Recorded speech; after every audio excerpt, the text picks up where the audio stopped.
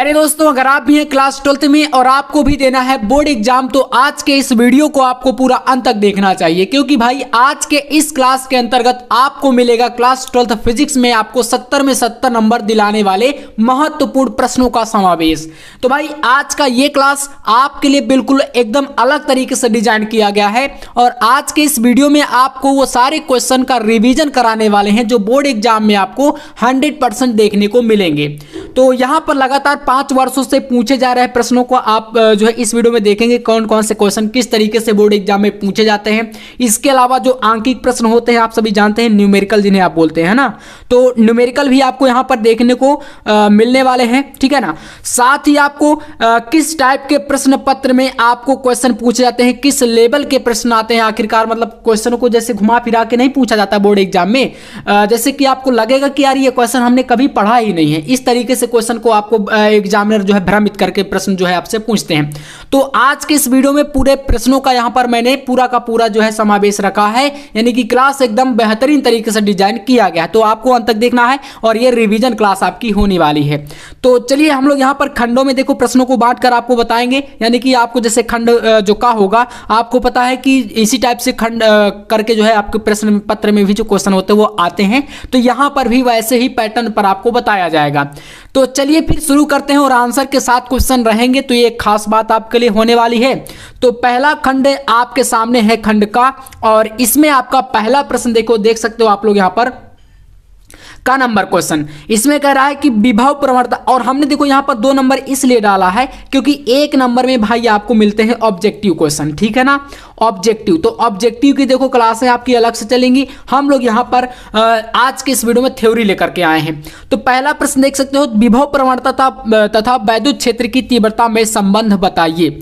अब जब इस टाइप का प्रश्न आपके बोर्ड एग्जाम में आ जाएगा तो भाई आप सोचोगे कि यार हमने विद्युत क्षेत्र की तीव्रता भी पढ़ा है, विभव प्रवणता भी पढ़ा है, लेकिन इन दोनों में संबंध आखिरकार कैसे निकालेंगे, तो फिर वहां पर आप फंस गए ना क्वेश्चन में। तो देखो यही चीजें आप आज के इस वीडियो में आपको बताई जाएंगी कि फिर आपको करना क्या रहेगा। तो देखो सबसे पहली बात, विभव प्रवणता का आपको आना चाहिए फार्मूला।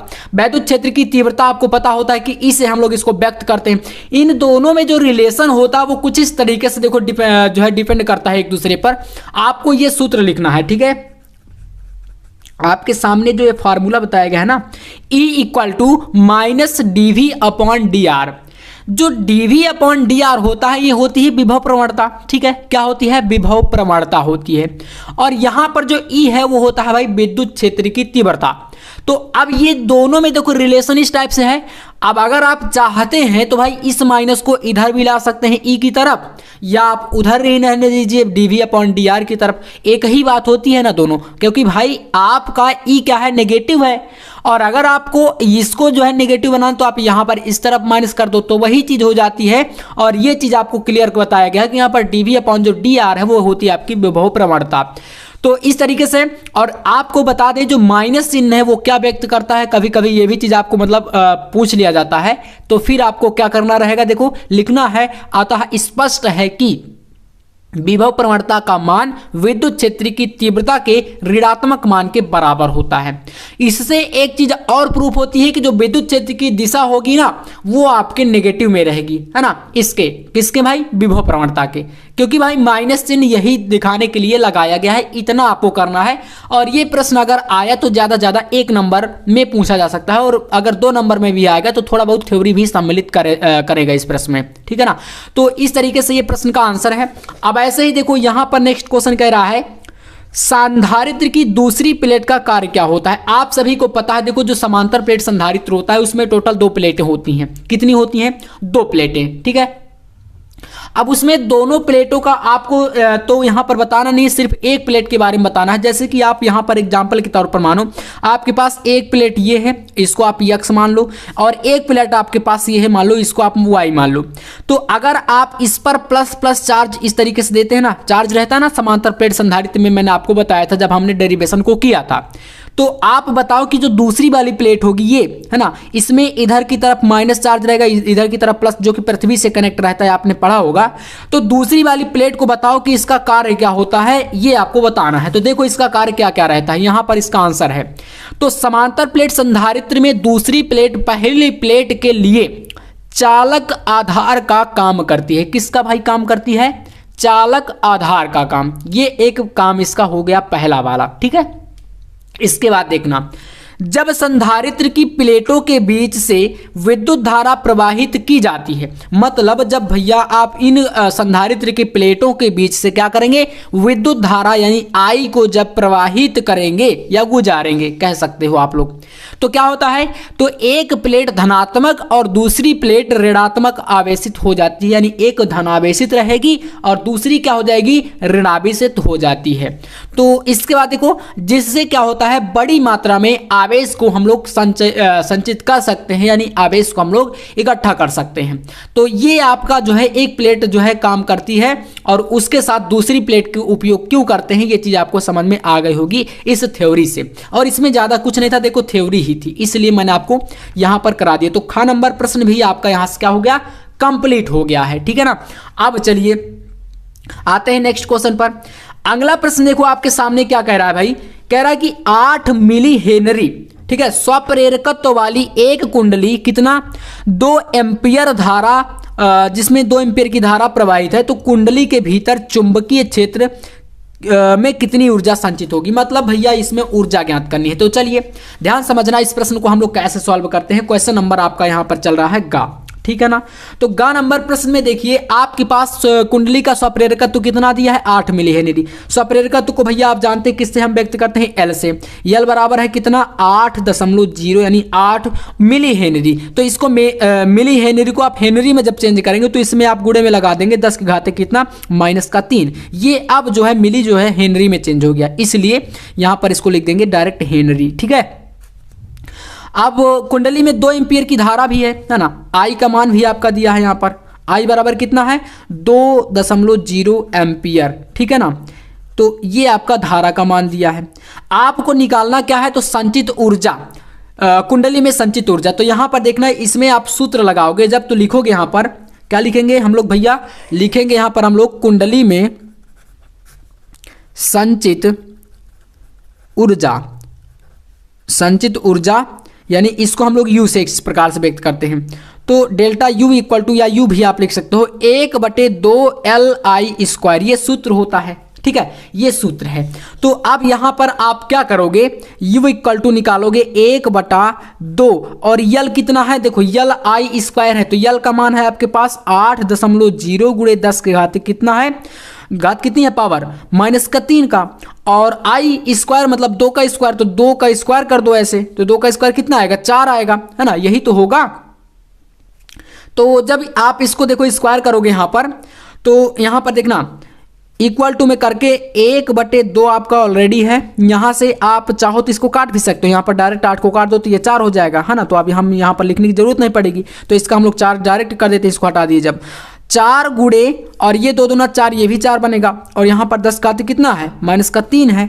तो ये आपका u इक्वल टू कितना 4 × 16 गुणे 10 की घात कितना बन गया -3। u क्या है आपका, ऊर्जा है, ऊर्जा का मात्रक जूल होता है। तो इस तरीके से भी आप लिख सकते हो, या तो अगर आप चाहते हो तो इसका पावर अगर कम करना चाहते हो तो वो भी आप कम कर सकते हो, या तो आप डायरेक्ट इतना भी कर दोगे तो कोई दिक्कत नहीं है। फिर देखो यहाँ तक मतलब देखो, जब आप क्वेश्चन को आप सॉल्व करते हो न्यूमेरिकल को, तो उसका सबसे इंपॉर्टेंट पार्ट होता है कि आप उसका यूनिट यानी मात्रक लिख दो, और अगर आप एग्जैक्ट आंसर इतना निकाल दियो तो इसके आगे करने की जरूरत आपको नहीं होती है, ठीक है। फिर तो आपकी इच्छा पर डिपेंड करता है, आप चाहते हो तो करो, नहीं चाहते हो तो ना करो, कोई दिक्कत नहीं, इतना लिख दोगे तो भी आपको नंबर पूरे मिल जाते हैं, ठीक है। तो क्लियर है ये क्वेश्चन। आइए नेक्स्ट क्वेश्चन देखिए। अगला प्रश्न कह रहा है कि इलेक्ट्रॉनों के श्रांति काल पर ताप क्रम के प्रभाव की व्याख्या कीजिए, यानी कि इलेक्ट्रॉन का श्रांति काल जो ताप होता है, टेम्परेचर, ये इस पर क्या प्रभाव डालता है, आपको इसका जो है व्याख्या करनी है। तो देखिएगा यहां से इसका आंसर यहां पर घ नंबर का, तो देखिए जब आप लोग इलेक्ट्रॉनों के श्रांति काल पर जो है ताप बढ़ाते हैं, तो क्या करता है, ताप बढ़ाने पर धातुओं के इलेक्ट्रॉनों के श्रांति काल में कमी आ जाती है। ये फर्स्ट पॉइंट, यानी कि देखो प्रभाव ही दिखाना है हमें, तो भाई क्या क्या प्रभाव पड़ता है, तो पहला प्रभाव ये पड़ता है कि उसके श्रांति काल में कमी आ जाती है, ये पहला प्रभाव है। इसी टाइप से सेकंड नंबर आप दिखा सकते हो यहाँ पर कि जब हम लोग ताप बढ़ाते हैं तो लिख सकते हो कि ताप बढ़ने से मुक्त इलेक्ट्रॉनों की औसत गतिज ऊर्जा बढ़ जाती है और इससे इनकी धनायनों से टक्करों की संख्या भी बढ़ती है। तो देखो यहाँ पर 2 पॉइंट हमने बताए हैं आपको, और दोनों मोस्ट इंपॉर्टेंट है देखो वैसे, तो दोनों को आपको समझना चाहिए, है ना। तो ये चीज क्लियर है ना, तो इतना आप लोग कर लीजिएगा। चलिए, तो यहाँ से घ नंबर प्रश्न का आपको बस इतना ही लिखना है, ये हमारा खत्म हुआ। इसके बाद आपका यहाँ पर अगला प्रश्न जो है आता है अंगा नंबर। इसमें भाई क्या बताया है क्वेश्चन में, देखिएगा ध्यान से थोड़ा प्रश्न को। प्रश्न कह रहा है कि कोई m द्रव्यमान के कण के साथ जुड़ी डी ब्रॉगली तरंग दैर्घ्य जो लैम्डा है का संबंध इसके गतिज ऊर्जा के पदों में लिखिए। किसके? गतिज ऊर्जा, यानी के काइनेटिक एनर्जी जिसे आप बोलते हैं, गतिज ऊर्जा के पदों में लिखना है। तो देखो बहुत ही आसान है इसको लिखना। कैसे? सिर्फ मैं 2 स्टेप में आपको बता देता हूं कैसे लिखना है। तो देखो आपको पता है जो डी ब्रॉगली तरंग दैर्घ्य होती है वो लैम्डा इक्वल टू होता है आपका h/mv, जहां h प्लांक नियतांक है, m आपका क्या होता है? द्रव्यमान, भी आपका वेग होता है तो कण का, है ना। तो ये आपका एक समीकरण होता है लैम्डा इक्वल टू h/mv। अब आपसे पूछ रहा है कि गतिज ऊर्जा के पदों में लिखो। तो गतिज ऊर्जा के पदों में भैया आपको अगर लिखना है तो क्या करोगे? सबसे पहले गतिज ऊर्जा का फॉर्मूला लिखो। तो भाई गतिज ऊर्जा का सूत्र यही तो होता है k इक्वल टू 1/2 mv²। अब इस फॉर्मूले से आप बताओ, अगर आपको v का मान निकालना तो आप क्या करोगे? बोलेंगे भैया v का मान हमें चाहिए, तो हम क्या करेंगे 2m जो आपका यहाँ पर देखो 2 को हम इसके गुणे में ले जाएंगे k m आपका इसके बटे में, तो 2k और अपॉन में m गया, और v² है तो ये स्क्वायर आपका इधर जब ट्रांसफर हो गया तो रूट में बन जाएगा। तो v का मान आ जाएगा 2√2k अपॉन m। अब देखो v का मान आपके पास से निकल के आ गया, तो आप क्या करो लैम्डा इक्वल टू लैम्डा के साथ आपको व्यक्त करना है। तो जो v है यहाँ पर, इस v की जगह पर इस वैल्यू को आप लोग रख दो डायरेक्ट, कुछ नहीं करना, सिर्फ v का मान उठा करके आप यहाँ पर रख दो डायरेक्ट, आपका जो है आंसर सिद्ध हो जाएगा। तो देखो यहाँ पर यही चीज किया गया, लैम्डा इक्वल टू h/m।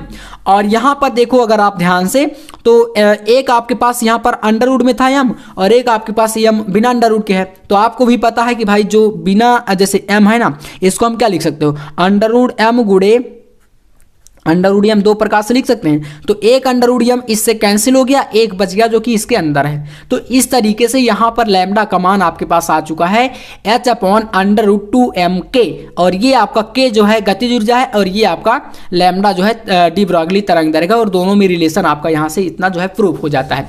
तो इतना ही आपको यहाँ पर व्यक्त करना था, ये आपका क्वेश्चन नंबर अंगा में कहा गया है। नेक्स्ट क्वेश्चन अगर आप देखो ध्यान से, कह रहा है किरचॉफ का धारा नियम बताइए। धारा नियम किसको बोलते हैं? तो जो पहला वाला नियम था, प्रथम नियम को, है ना, संधि वाला प्रथम नियम को। तो चलिए जानते हैं भाई प्रथम नियम क्या कहता है। देखो प्रथम नियम में, किरचॉफ का जो प्रथम नियम था उसमें यही चीज बताई गई थी कि जो संधि पर आने वाली जितनी भी धाराएं होती हैं उन सभी का योग जो होता है, बीजगणितीय योग, वो होता है 0 के बराबर। जैसे आपको एक डायग्राम के माध्यम से मैं यहाँ पर थोड़ा चित्र के माध्यम से समझाना चाहूँगा। तो आप परिभाषा भी लिख सकते हो वैसे ही। यहाँ पर ये है, आप वैसे किरचॉफ का नियम सभी को पता है। ये पॉइंट है, इस पर मान लो कि ये धाराएं इस तरीके से आती जाती हैं, इसमें ऐसे करके ये पॉइंट पर। तो जैसे आपका ये वाली धारा मान लो I1 है, ठीक है, इसको हम मान लो I1 मान लेते हैं, इसको हम मान लो I2 कर देते हैं, इसको I3 कर देते हैं, इसको I4 कर सकते हैं, I5 ऐसे, ठीक है। तो जब अब आपका यहाँ पर एरो दिखाइए, अगर आप एरो को संधि की ओर आ रहे हैं तो पॉजिटिव लेंगे, संधि से अगर दूर जा रहे हैं ऐसे बाहर की ओर जा रहे हैं तो आप नेगेटिव लेंगे, फिर अगर अंदर की ओर जा रहे हैं तो पॉजिटिव लेंगे, ऐसे चलता है। तो जैसे इसको आप यहाँ पर लिखना चाहो इसका सूत्र, तो क्या लिखोगे? I1 I2 क्या होगी यहाँ पर पॉजिटिव है, तो I1 प्लस I2, है ना, ऐसे। फिर I3 क्या है, बाहर जा रहा है, I4 भी बाहर, तो इसको माइनस कर दो, I3 माइनस I4। फिर I5 भी अंदर, तो आप I5 को भी आप प्लस कर दो, और इनका सभी का योग कितना है? 0 होता है। अब देखो प्लस वाली एक तरफ कर लो और माइनस वाली एक तरफ कर दो, तो यहाँ पर हो जाएगा I1 plus I2 plus I5 equal to यहाँ पर I3, और ये क्या हो जाएगा? ये भी उधर जाएगा तो प्लस का कर देगा I4 ऐसे। तो ये आपका यहाँ पर बीजगणितीय योग आपका दर्शाता है, जो कि किरचॉफ के नियम में यही चीजें जो है बताई गई हैं आपको। तो इस तरीके से आप ये सारे के सारे क्वेश्चन आपके सामने देखो, यहाँ पर मैंने बता दिया। टोटल यहाँ पर आपके 6 क्वेश्चन थे, जो कि इस तरीके से आपके 1-1 नंबर वाले या 2 नंबर वाले प्रश्न आपके आते हैं। अब यहाँ से खंड का हमारा समाप्त है, अब आएगा हमारा खंड नंबर खा। चलिए, तो खंड खा के प्रश्नों को ध्यान से समझना। खंड खा में अगर आप देखो तो पहला प्रश्न आपके पास न्यूमेरिकल टाइप का क्वेश्चन है, और भाई इस न्यूमेरिकल को हम लोग अभी बहुत ही बेहतरीन तरीके से आपके सामने देखो सॉल्व कराएंगे। ध्यान से समझना आप लोग, और हर एक प्रश्न आपका आज के इस क्लास में बेहतरीन एकदम होने वाला है, ये समझ के चलो आप लोग। तो पहला प्रश्न आपके सामने है प्रश्न संख्या 3 के अंतर्गत, जिसमें कह रहा है कि 1.5 गुणे 10 की घाते 3 कूलाम आवेश पर 2.25 न्यूटन बल कार्य करता है, तो उस बिंदु पर वैद्युत क्षेत्र की तीव्रता ज्ञात कीजिए। देखो मैं बिल्कुल आसान तरीके में इसको बताता हूं। आपको करना क्या है, इसमें सबसे पहले ये देखना है कि भाई इसमें हमारा क्या क्या वैल्यू दिया गया है। तो देखो बहुत आसान तरीके से आप समझ जाओगे। कैसे? यहां पर बोलेंगे भैया हमने देख लिया हमारा मात्रक लगा है कूलाम, तो हम समझ गए कि ये आवेश है दिया गया है। इसमें मात्रक लगा है न्यूटन, तो हम समझ गए कि ये बल है दिया गया है। तो चलिए फिर यहां पर ये हमारा आवेश है, आवेश का वैल्यू दिया है। आवेश का वैल्यू कितना भाई, ये पेन हमारा अच्छा नहीं चल रहा है, तो आवेश बराबर दिया है 1.5 गुणे 10 के घाते हमारा कितना है -3 कूलाम। ठीक है, ये हो गया। एफ का मान यानी बल का मान कितना है 2.25 न्यूटन दिया है। हमें निकालना है विद्युत क्षेत्र की तीव्रता यानी ई। तो इसके लिए भैया सूत्र भी हमारा तो कुछ होता है। तो क्या सूत्र होता है, हमने क्या सूत्र पढ़ा था, बहुत ही आसान। ई बराबर हमने पढ़ा था एफ अपॉन क्यू। ठीक है, एफ अपॉन क्यू, या परीक्षण आवेश भी अगर लेना चाहो तो क्यू नॉट कर सकते हो, वही चीजें हैं। तो बस अब यहां से हमारा स्पष्ट हो गया, तो हम बस वैल्यू को रख देंगे और निकालेंगे answer. E equal to F का मान 2.25 और बटे में क्यू, क्यू कितना है 1.5 गुणे 10 घाते -3, इतना हो गया। तो चलिए यहां से देखो ई का मान निकल के आएगा। देखो 1.5 और ये 2.25, अगर आप इसको पॉइंट हटाओगे तो ये 15 बन जाएगा, ये 22.5 बन जाएगा। और कितने बार भाग जाएगा, तो 1.5 बार ही भाग जाएगा। तो 1.5 इसका काटने पर ये आया, ये बटे का जो है ऊपर जाएगा, तो ये बटे में नीचे जो है माइनस का ऊपर जाएगा तो प्लस का हो जाएगा, तो बन जाएगा 10 घाते +3 ऐसे। ई क्या है आपका विद्युत क्षेत्र की तीव्रता है, इसका मात्रक क्या होता है, न्यूटन प्रति कूलाम होता है। तो भाई मात्रक लिख दो आप लोग, न्यूटन और प्रति कूलाम, ये चीज हमारी बन गई आंसर। इस तरीके से आपको इसको जो है सॉल्व करना था, बहुत ही आसान है यहाँ पर इसको हल करना। चलिए इसके बाद एक अगला प्रश्न आपके सामने बेहतरीन प्रश्न प्रस्तुत है, जो कि इस तरीके से दिया गया है। यहां पर प्रश्न में बताया गया है किसी समय, न्यूमेरिकल टाइप का प्रश्न ये भी है, ठीक है, ध्यान समझना। किसी समय पर एक कुंडली से संबद्ध ताक्षणिक चुंबकीय फ्लक्स यानी फाई बराबर दिया है कितना, 4t³ -5t² -10t + 70 वेबर है। ये क्या दिया है, तो चुंबकीय फ्लक्स, क्योंकि इसका मात्रक देखो लगा है वेबर। तो बताइए कि समय t बराबर 2 सेकंड पर कुंडली में प्रेरित विद्युत वाहक बल कितना होगा। तो भाई बहुत ही आसान है यार, एकदम समझ लेना ना, हलवा क्वेश्चन है। चलिए मैं आपके सामने अभी करूंगा, देखिएगा। हमें क्या ज्ञात करना है, विद्युत वाहक बल, है ना। तो चलिए कुंडली में प्रेरित विद्युत वाहक बल ज्ञात करने के लिए आपको पता है कि हम निकालते हैं ई बराबर, जो सूत्र होता है -d∅/dt। ठीक है, ये चीज आपको पता है ना सूत्र, हमने इसको देखा था कहीं ना कहीं। तो बोलेंगे भैया हाँ देखा था हमने। ठीक है, जब हमने इसको देखा था तो अब क्या करेंगे, फाई का मान हमारे पास दिया गया है, तो हम डायरेक्ट कुछ नहीं करेंगे, इसमें फाई का वैल्यू रख के टी के सापेक्ष इसका कर देंगे अवकलन। ठीक है ना, अवकलन समाकलन कहीं ना कहीं आपको तो पता ही होगा। तो जब आपको ये सब चीजें जो है पता हैं, तो आप बड़ी आसानी से जो है इसको सॉल्व कर सकते हो। मतलब आपको यहां पर क्या करना है, इसमें आपको फाई की जगह पर वैल्यू को रख करके इसको सॉल्व कर देना है। ठीक है, तो चलिए यहां से हम लोग इसका भैया कराते हैं अवकलन। देखिएगा E इक्वल टू डी, ये माइनस है ना, तो माइनस चिन्ह इसमें लगा रहेगा, ये चीज याद रखना, अपॉन टी, और इसमें आप फाई बराबर जो दिया है इसका करा दो यहां पर क्या अवकलन। तो देखो क्या दिया है, फाई की वैल्यू 4t³ -5t² -10t और प्लस का 70 ऐसे ये दिया है। तो चलिए यहां से देखो क्या आएगा, ये E बराबर यहां से आपका आ जाएगा माइनस चिन्ह वैसे ही रहेगा। देखो अवकलन में आपको सूत्र क्या लगता है, तो आपका जैसे इस तरीके से दिया है ना, तो आपको क्या करना है, मैं एक बेहतरीन ट्रिक बता रहा हूं। जैसे कि आपको मान लो फार्मूले नहीं याद होते, बायोलॉजी वाले जो स्टूडेंट होते थोड़ा बहुत मैथ उनको नहीं आती है, तो ये एक प्रॉब्लम की बात होती है। बाकी मैथ वाले तो बहुत ही ये हलवा क्वेश्चन समझ जाएंगे इसको बिल्कुल। देखो 4 × 3 यानी कि इसका घात का इसमें गुणा करा देना और एक कम करके लिख दिया जाता है।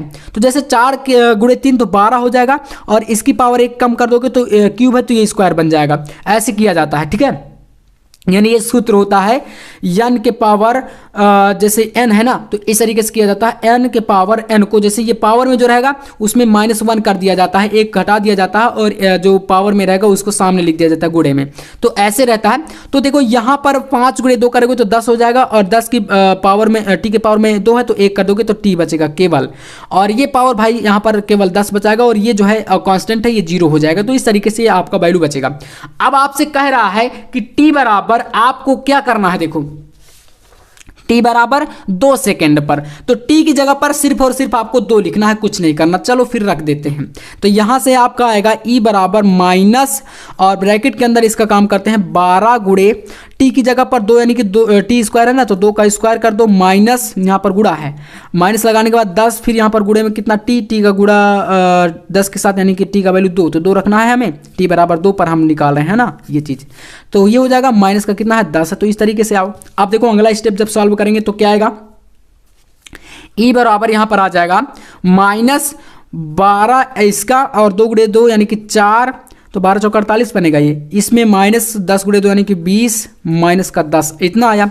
फिर आओ e बराबर यहाँ पर माइनस चिन्ह चल रहा है बाहर, 12 गुणे 4 यानी 12 चौक 48 माइनस 20 माइनस 10, इतना बचाइए।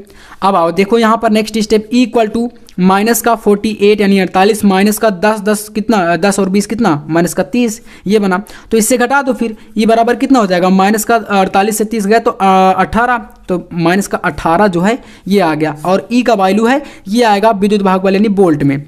तो इतना वोल्ट ये जो है वैल्यू आपका आया है, यहाँ तक करना है आपको आंसर, ठीक है। तो इस तरीके से ये न्यूमेरिकल आपका सॉल्व होगा, ऑप्शन नंबर खा वाला, ठीक है, यानी खा नंबर वाला क्वेश्चन, ठीक है। तो इस तरीके से आप इसको जो है पूरा सॉल्व कर सकते हो, और बस इसमें ये सूत्र याद रखना है, और अवकलन यहाँ पर हमने किया है, अवकलन याद रखना है ना, अवकलन, और इसके बाद यहाँ पर t बराबर 2 सेकेंड पर आपको निकालना था। तो इस तरीके से ये आपका 18 वोल्ट आया है माइनस का। तो ये क्वेश्चन भी आपका देखो यहाँ से आपका पूरा सॉल्व हो चुका है, और इसके बाद हम बढ़ते हैं अगले क्वेश्चन नंबर गा पर। तो यहाँ तक हो गया ना। देखिए क्वेश्चन नंबर का है, इलेक्ट्रॉन के माध्य मुक्त पथ से आप क्या समझते हो। चलो तो फिर इलेक्ट्रॉन का माध्य मुक्त पथ, देखिएगा यहाँ पर इलेक्ट्रॉन का माध्य मुक्त पथ को आप यहाँ पर कैसे जो है प्रूव करोगे। तो इसके लिए यहाँ पर देखो थ्योरी देना है, इसमें ज़्यादा नहीं है, थ्योरी लिखना है ना। तो ग नंबर क्वेश्चन का आंसर देखिएगा यहाँ से, यहाँ पर दिया है धातु के भीतर मुक्त इलेक्ट्रॉनों धातु के धन आयनों से टक्कर, यानी कि धातु के अंदर जो मुक्त इलेक्ट्रॉन होते हैं तो वो धन आयन जो होता है टक्कर करते हैं आपस में। तो 2 टक्करों के बीच इलेक्ट्रॉन द्वारा चली गई माध्य दूरी को इलेक्ट्रॉन का माध्य मुक्त पथ कहते हैं। इसको लैम्डा से व्यक्त करेंगे, ठीक है, किससे, लैम्डा से। तो अधिकांश धातुओं के लिए लैम्डा का जो वैल्यू होता है, यानी माध्य मुक्त पथ का जो वैल्यू होता है वो होता है 10⁻⁹ कोटि का। तो इस तरीके से आप इसको पूरा बता सकते हो। यहाँ पर क्वेश्चन नंबर 3 का ग का आंसर। अगला क्वेश्चन यहाँ पर आपके सामने घ नंबर क्वेश्चन दिया है। देखो कह रहा है कि शुद्ध अर्धचालकों में जब कोई अपद्रव्य मिलाया जाता है, यानी अपद्रव्य का मतलब होता है अशुद्धि, ठीक है ना। जैसे एन टाइप का अर्धचालक आपको बनाना है, पी टाइप का अर्धचालक आपको बनाना है, तो फिर आप लोग उनमें कैसी कैसी अशुद्धियां मिलाएंगे, किस तरीके से उनको करके जो है बनाएंगे, है ना। तो किसी में त्रिसंयोजक अशुद्धि मिलाई जाती है, किसी में पंच संयोजक अशुद्धि मिलाई जाती है ना। तो ये सब चीजें होती हैं। तो कह रहा है कि जब कोई अपद्रव्य यानी अशुद्धि मिलाया जाता है तो क्या होता है, आपको ये बताना है क्वेश्चन नंबर घ में। तो देखिएगा इसका आंसर यहां से घ नंबर का, ठीक है। तो यहां पर आपका आंसर हो जाएगा शुद्ध अर्धचालक में जब कोई अपद्रव्य मिलाया जाता है तो उसकी वैद्युत चालकता क्या होती है, बढ़ जाती है। ये पहला रीजन आपको समझ में आया, क्या होता है, वैद्युत चालकता क्या होती है, बढ़ जाती है। तो अब देखना, अर्धचालक में अशुद्धियां मिलाने की प्रक्रिया को डोपिंग कहते हैं, और अशुद्धता मिलाने से अर्धचालक के गुण भी बदल जाते हैं। मतलब अशुद्धि मिलाने से चालकता भी बढ़ेगी, और इस विधि को डोपिंग कहते हैं, और इसके अनुसार जो है इसके गुण बदल जाते हैं जो चालक होगा आपका, ठीक है। तो कितने क्वेश्चन हुए यहां से टोटल आपके, यहां से हमारे हो गए भैया घ नंबर तक के प्रश्न, और हमारे 2 खंड भी यहां से समाप्त हो जाते हैं। तो अब यहां से देखो आपके क्वेश्चन कैसे सॉल्व करने होते, किस तरीके से बोर्ड एग्जाम में आप करोगे, ये चीजें तो आपको पता चल गई होंगी। और इसी के साथ अगर आप भी क्लास 12 फिजिक्स और केमिस्ट्री और बायोलॉजी, हिंदी, इंग्लिश इन सारे सब्जेक्ट में बेहतरीन नंबर लाना चाहते हो तो आपके लिए एक बहुत ही बेहतरीन नोट्स तैयार किया गया है, जिसके अंतर्गत आपको पूरा complete hand retain notes plus important question paper जो कि अनसॉल्व रहेंगे मॉडल पेपर की तरह, वो आपको प्रोवाइड कराए जाएंगे प्रीवियस ईयर क्वेश्चन पेपर के साथ, जो कि मात्र 99 रुपीज इसका प्राइस रखा गया है, 99 रुपए।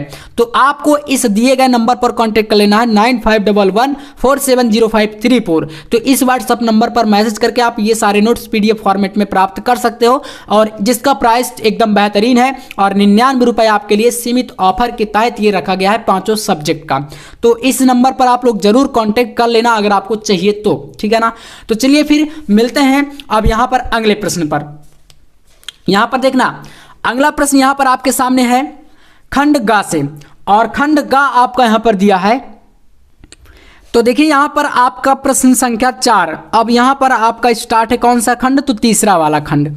इसमें आपके सामने एक प्रश्न दिया है, पहला नंबर ही प्रश्न देखो, कह रहा है कि एक चालक में 6.4 एम्पियर वैद्युत धारा प्रवाहित होती है, तो यदि चालक में मुक्त इलेक्ट्रॉनों की संख्या कितनी हो, 8 × 10⁻24 प्रति मीटर हो, तो उनका अनुगमन वेग ज्ञात कीजिए। यानी इसमें आपको भैया क्या ज्ञात करना है, ड्रिफ्ट वेलोसिटी यानी अनुगमन वेग। तो चलिए भाई न्यूमेरिकल है और बहुत ही आसान है, बस इसमें एक मैं सूत्र बताऊंगा जो कि आपको अब हमेशा याद रखना है, और ये सूत्र आपको जल्दी देखो मिलता भी नहीं है, क्योंकि आप लोग ध्यान नहीं देते हो ना, तो फिर आप ध्यान नहीं दोगे तो फिर फिजिक्स आपका ध्यान दे लेगी, तो इसलिए थोड़ा बच के चलो। चलिए तो यहाँ पर का नंबर प्रश्न है ना, का नंबर, इसमें आपका जो सूत्र लगेगा वो रहेगा इस तरीके से, क्या निकालना है, ड्रिफ्ट वेलोसिटी अनुगमन वेग निकालना है क्या। हाँ, तो यहाँ से आप ध्यान देना VD = आपका होता है, क्या होता है, ये सूत्र हमने जो है इसको प्रूफ करके निकाला है, ठीक है। आप ये मत सोचना कि भैया ये कहाँ से आ गया, प्रूफ करके निकाला गया, मतलब कई सारे सूत्रों को जोड़ जोड़ करके निकाला है, और यही निकालना है आपको, तो इसलिए मैंने ये सूत्र बना के आपको रख दिया है डायरेक्ट, ताकि इधर उधर आपको भटकना ना पड़े, डायरेक्ट आप याद कर लो। और ये क्वेश्चन कई बार रिपीट हुआ है, इसलिए आपको मैं बता रहा हूँ। तो VD = क्या हो जाएगा यहाँ पर, I/, होता है E × N/L, ठीक है, ये आपका होता है। N/L क्या होता है, एकांक लंबाई पर फेरों की संख्या है ये, ठीक है। तो देखो सूत्र आप याद रखना, और अब आते हैं भाई वैल्यू पर क्या क्या दी गई है। तो देखना यहां पर आपका चालक में एम्पियर, मतलब ये किसका मात्रक होता है, धारा का, तो मतलब आप समझ गए कि धारा दी है। और इलेक्ट्रॉनों की संख्या किसके लिए भाई दी है, तो मुक्त इलेक्ट्रॉनों की संख्या कह रहा है प्रति मीटर लंबाई पर, तो यानी प्रति मीटर लंबाई पर N/L है, यही वैल्यू आपकी ये दी गई है, ये वाली वैल्यू, ठीक है, N/L का मान है, ये दिया है। और E आप जानते हैं कि क्या होता है, इलेक्ट्रॉन पर चार्ज, एक इलेक्ट्रॉन पर 1.6 × 10⁻−19 कूलम। तो चलिए फिर वैल्यू को रख देते हैं, VD = I का मान कितना, 6.4 बटे E का मान 1.6 × 10⁻⁻, कितना, -19, और गुणे N/L का वैल्यू कितना है, 8 × 10⁻24, 8 × 10⁻, कितना है, 24, ये रखो। आप देखना यहाँ से 1.6 को आप यहाँ पर मान लो कि इसका पॉइंट हटाओगे तो 16 बनेगा, इसका हो जाएगा 64, तो 16 × 64 यानी कि इन दोनों काट दो तो 4 आ जाएगा। 4 से 8 को काटोगे 2 बचेगा, बचा कितना आपके पास डायरेक्ट पूरा, तो यहाँ से देखना बहुत आसान हो गया, VD = 1/2, और गुणे यहाँ पर देखना ये 24 है माइनस का, और ये प्लस का माइनस का 19 है, प्लस का 24 है। जब आप इन दोनों को कंपेयर करोगे, हटाओ घटाओ बटाओ जो भी करना है, तो क्या बचेगा, तो बोलेंगे भैया यहाँ पर हमारा बच जाएगा 10⁻, प्लस का 5, और प्लस का 5 जो है ऊपर जब जाएगा तो ये बन जाएगा कितना, -5, समझ रहे हो। बटे में रहता तो भाई प्लस का 5 रहता, ऊपर हम लोग लेगा इसको अंश में, तो ये बन गया हमारा -5। तो इतना चीज क्लियर है ना। आप देखना यहाँ से VD = आपका हो जाएगा 1/2 को काट दो यहाँ पर, तो कितना आ जाएगा, 0.5, 0.5 × 10⁻−5, ये आ जाएगा आपका आंसर। इसका मात्रक आपका मीटर पर सेकेंड होता है इसका, है ना, ये अनुगमन वेग का। तो इस तरीके से ये वैल्यू आपकी यहाँ पर आ चुकी है। देखो यहाँ पर इसमें ये क्वेश्चन छोटा है, छोटा कब है, जब आपको ये सूत्र पता होगा। इस सूत्र को ही बनाने में 3 से 4 स्टेप करने होते हैं। तो यहाँ पर मैंने इसको डायरेक्ट बना के आपके सामने प्रस्तुत कर दिया है ताकि भटकना ना पड़े आपको, डायरेक्ट आपको सूत्र मिल जाए और आप आसानी से इस क्वेश्चन का एकदम पोस्टमार्टम कर सको। तो ये चीज़ याद रखना, आपको बस इतना स्टेप हल करने में कोई दिक्कत नहीं होती है। मेन दिक्कत आती है इनके फॉर्मूलों को फाइंड करने में, वैल्यू को फाइंड करने में, आखिर क्या दिया है क्या निकालना है, वहां पर है प्रॉब्लम होती है। तो ये चीजें आपको यहां पर आसान हो जाती हैं। और अगर आपको हमारे द्वारा बताई गई चीजें बेहतरीन तरीके से समझ में आती हैं तो दोस्तों के साथ शेयर करना ना भूलें। जल्दी से जल्दी आपको इस चैनल पर 1 लाख अपनी फैमिली को कराना है, ठीक है, और ये आपके सहारे ही होगा। चलिए तो नेक्स्ट क्वेश्चन देखिएगा, यहां पर दिया है किसी सेल के विद्युत वाहक बल तथा इसके सिरों के बीच विभवांतर यानी कि टर्मिनल विभवांतर में संबंध का सूत्र स्थापित कीजिए। देखो ये सूत्र तो वैसे थोड़ा सा बड़ा है, लेकिन इसमें एक चीज आपको याद रखना है। वो चीज क्या है, आपको इसमें लिखना है, यहाँ पर इसका आंसर डायरेक्ट इतना लिख देना है कि यदि आई यानी कि धारा अगर शून्य होगी, यदि I बराबर 0 होगा यानी धारा का मान अगर शून्य होगा तो V इक्वल टू E यानी कि विभवांतर जो है विद्युत क्षेत्र की तीव्रता के बराबर हो। अर्थात जब सेल से कोई धारा नहीं ली जा रही हो तो सेल की प्लेटों के बीच विभवांतर उसके विद्युत वाहक बल के बराबर होता है, ठीक है। तो ये आपका थ्योरी हो जाता है। इसके बाद एक सबसे इंपॉर्टेंट क्वेश्चन जो कि अब तक का संपूर्ण फिजिक्स का एक मोस्ट इंपॉर्टेंट क्वेश्चन है, वो है भाई गा नंबर का। क्योंकि अगर आप जाओगे तो चले जाना, आपको ये क्वेश्चन अभी तक शायद ही कोई बताया होगा। मैं ये तो नहीं कहूँगा कि मैं बहुत ज़्यादा अच्छे से पढ़ा रहा हूँ, लेकिन आपको खुद समझ में आ रहा होगा कि जैसे क्वेश्चन मैं करा देता हूँ वैसे क्वेश्चन आपको शायद ही कहीं मिलते होंगे, ये खुद आप लोग रियलाइज करते हो। तो चलिए क्वेश्चन को पढ़ते हैं। क्वेश्चन कह रहा है कि बी भुजा वाले एक घन के प्रत्येक शीर्ष पर क्यू आवेश है, यानी कोई एक घन है जिसकी भुजाएं कितनी होंगी, बी होगी। आपको पता है कि भाई जो घन होता है, देखो मैं यहाँ पर डायग्राम आपको समझा देता हूँ। ये आपके पास एक डायग्राम है, इसको हम घन बोलते हैं। इसमें टोटल कितने फलक होते हैं तो आप गिन लो, एक इधर का एक उधर का, यानी कि 1 2। जैसे आप किसी रूम में बैठे हो तो रूम का ही आप फलक गिन लो, कितने होगा, छत का, नीचे का, दाएं बाएं जो भी है, आप टोटल देखो तो 6 फलक होते हैं। और कोने कितने होते हैं तो भाई कोने टोटल 8 होते हैं। आप देखो यहाँ पर इन कोनों जैसे ABCD जो कोने दिए गए ना, तो आप देखो 4 नीचे 4 ऊपर, तो 8 कोने 6 फलक। इस तरीके से घन में चलता है ये चीजें। तो यहां पर यही चीज कह रहा है कि इसके कोनों पर क्यू क्यू आवेश रखा है।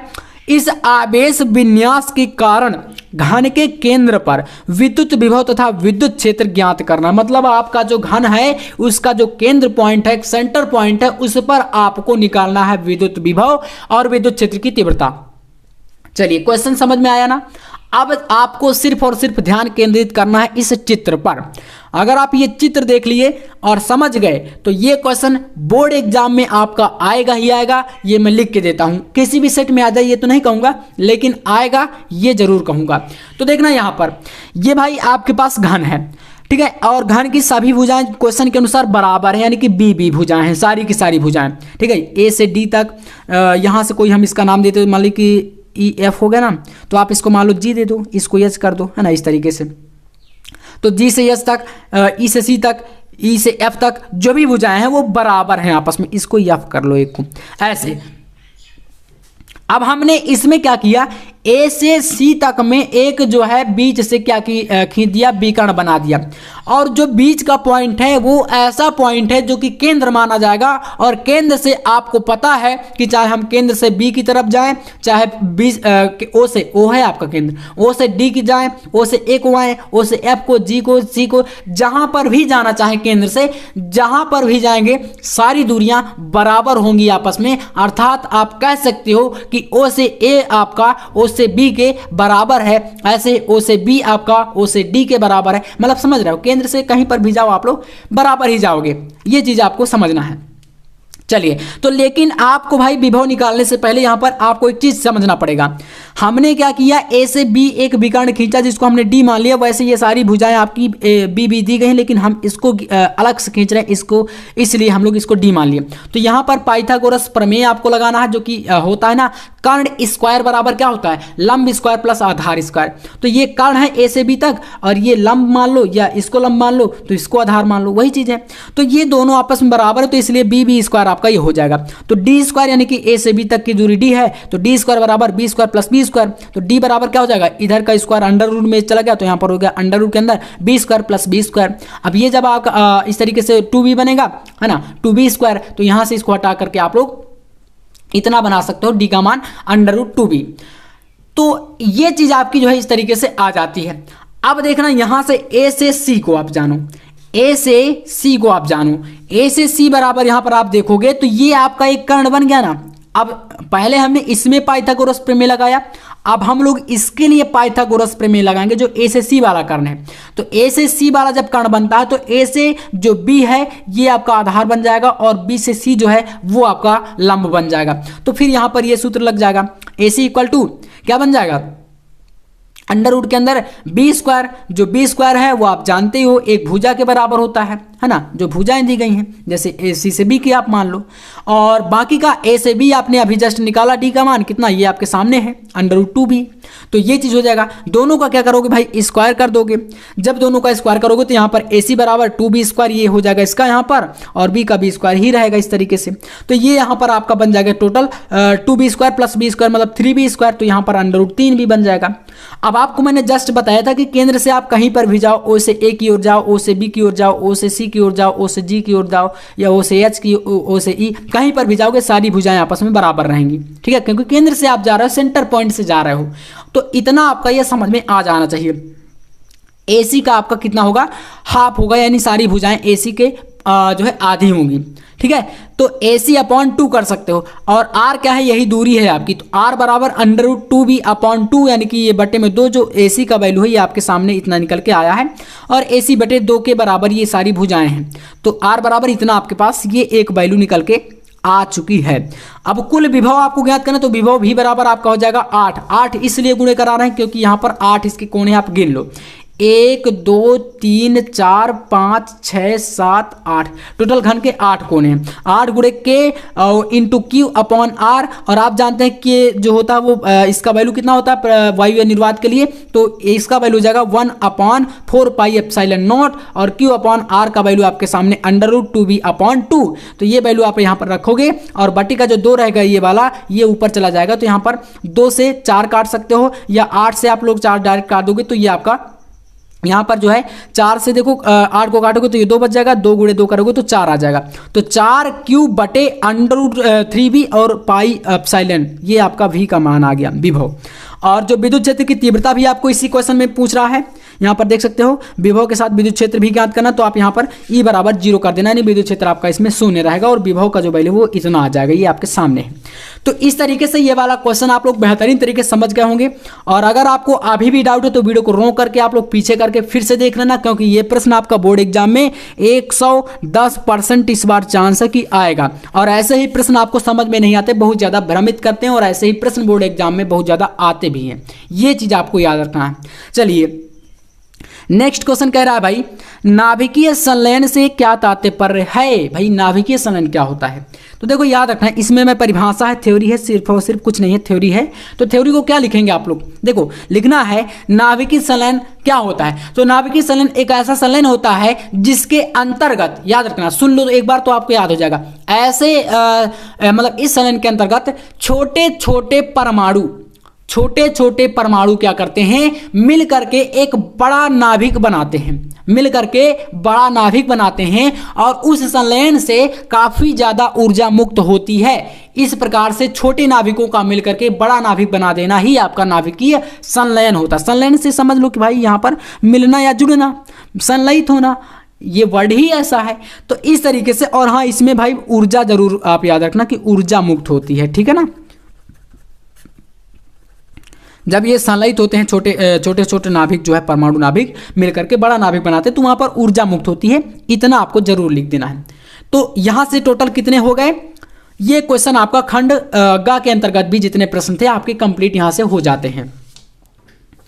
इसके बाद देखो अगला प्रश्न यहां पर ये प्रश्न कह रहा है कि एक समतल, और ये सारे के सारे क्वेश्चन अब आपको सॉल्व जरूर करने हैं, इतना मैं आपसे हमेशा कहता हूं और फिर से मैं कह रहा हूं, और लगातार याद रखिएगा। अब आपकी ऐसी ही सीरीज भी चलने वाली है। देखो जैसे हमने बताया कि ये आपका फिजिक्स का था, और रिवीजन क्लासेस आपको ऐसे ही अब रेगुलर मिलेंगी, जिसके अंतर्गत आपको लगातार पिछले 5 वर्षों से पूछे जा रहे जितने भी इंपॉर्टेंट प्रश्न है वो मैं आपको लेकर के आऊंगा, साथ में विथ न्यूमेरिकल के साथ रहेगा।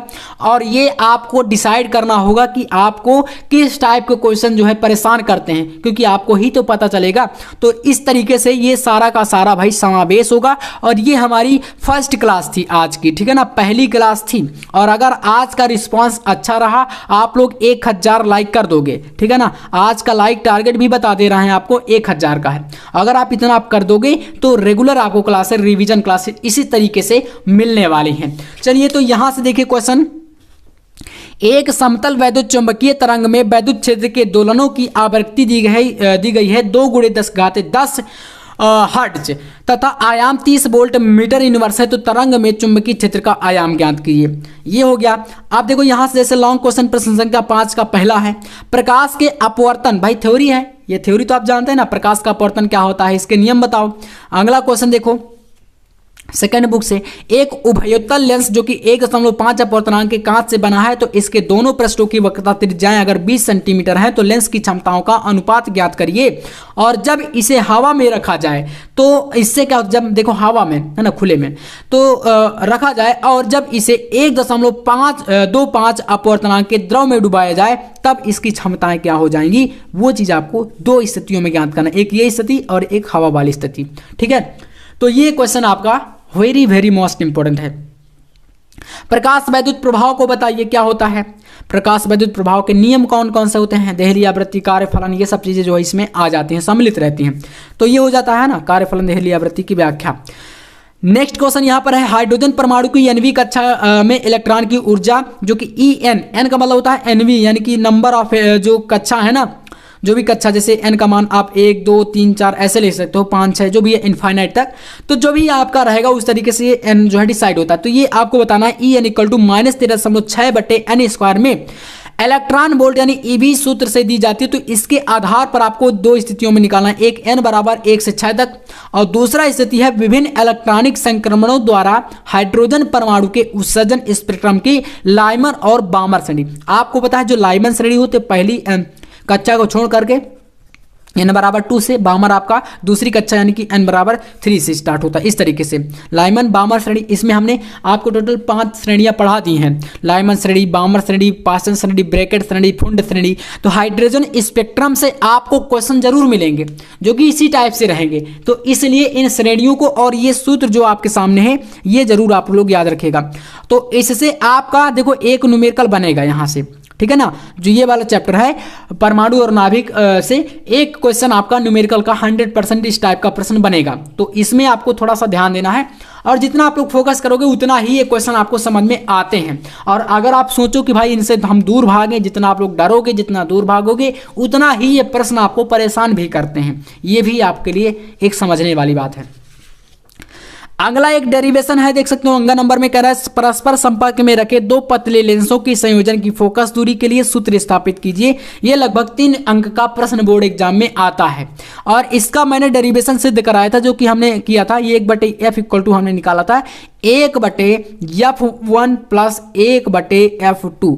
इस तरीके से ये वाला डायग्राम ये वाला फॉर्मूला हमने सिद्ध करा था, जिसमें क्या हुआ था, 2 इस तरीके से लेंस थे जो परस्पर एक दूसरे के टच में रखे थे, है ना, इस तरीके से, और एक था हमारा f1, एक था f2, और इन दोनों के लिए ये वाला सूत्र हमने प्रूव करके निकाला था। प्रश्न संख्या 6 है, देखो स्थिर विद्युत यानी गॉस के नियम का उल्लेख, गॉस की प्रमेय पूछ रहा है, जो कि हमने पढ़ा है φE = Q/ε0। ये गॉस की प्रमेय हमने प्रूव करा, तो इसको यहाँ पर सिद्ध करना है आपको, ये पूछ रहा है।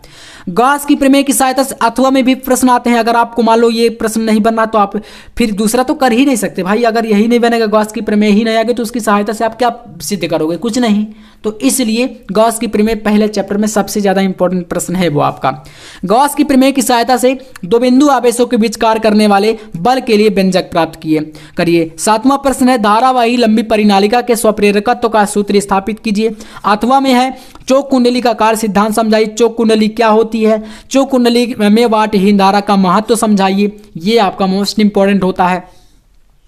प्रश्न संख्या 8 है क्वांटम मॉडल के आधार पर प्रकाश विद्युत उत्सर्जन की व्याख्या कीजिए तथा प्रकाश विद्युत उत्सर्जन में एच न्यू भी बोल सकते हो आप लोग, बराबर m-mv² प्लस एच न्यू को व्युत्पादित करिए, यानी कि इसको उत्पन्न करिए। ये 8वां प्रश्न है।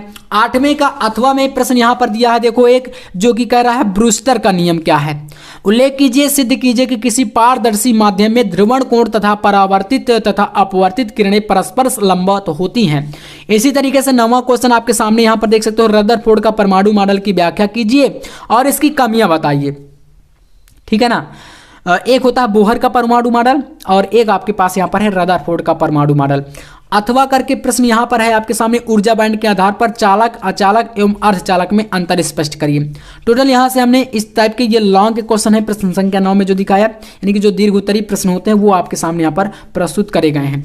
तो आज के वीडियो में आपको बस इतना ही, और ये हमारी पहली क्लास थी जो रिवीजन के तौर पर मैंने आपको आज जो है लाई है। अगर आपको ये क्लास पसंद आई है तो जितना ज़्यादा आप लोग लाइक करोगे, ठीक है ना, मैंने 1000 बताया है आपको लाइक टारगेट, जितना ज़्यादा लाइक करोगे और जितना ज़्यादा आप लोग सब्सक्राइब करोगे, मैं देखूंगा। अगर आप लोग सब्सक्राइब भी करोगे तो मैं समझ जाऊंगा कि आपको वीडियो ऐसे पसंद है और आप रेगुलर ऐसी क्लासें चाहते हैं, तो मैं आपको फिर एक क्लास फिजिक्स केमिस्ट्री के ऊपर रेगुलर जो है प्रोवाइड कराऊंगा। इसी तरीके से और भी सब्जेक्ट चलेंगे, ठीक है। तो बस आज के वीडियो में इतना ही, और अगर आप लोग इस तरीके से नोट्स भी चाहते तो आप नोट्स के लिए इस नंबर पर कॉन्टेक्ट कर लेना। 99 रुपए में ऑल सब्जेक्ट का कंप्लीट PDF नोट्स आपको मिल जाएगा, physics, chemistry, biology, Hindi, English का, जो कि एक ऑफर के तहत चल रहा है अभी, ठीक है। तो चलिए फिर मिलते हैं नेक्स्ट वीडियो में नेक्स्ट टॉपिक के साथ, तब तक के लिए जय हिंद, वंदे मातरम।